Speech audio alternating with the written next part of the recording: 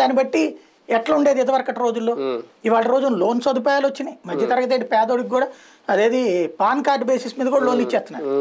అంటే money flow అందుబాటులోకి flow అనేది అందుబాటులోకి వచ్చేసింది.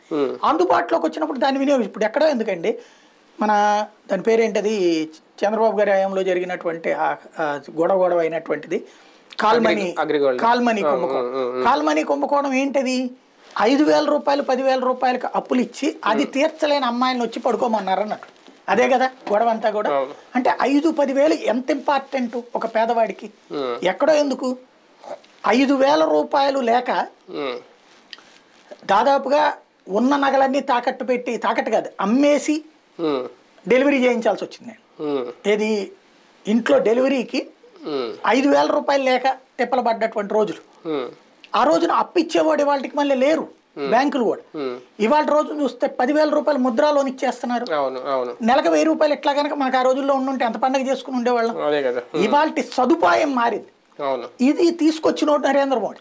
ఒక కాశ్మీర్ అంశం, ఆర్టికల్ 370, లేదంటే మొన్న అయోధ్య అంశం, ఇవి మోడీ గెలుపు ధీమాని పెంచాయా? సింపుల్ లాజిక్ ఏంటంటే, సమస్యను సృష్టించి ఒకరిని బాధ పెట్టి ఒకరిని సంతోషపెట్టి ఆ సంతోషపడే వాళ్ళ కూటమి వల్ల ఓట్లు సాధించాలనేది కాంగ్రెస్ విధానం. అందరికీ అభివృద్ధిని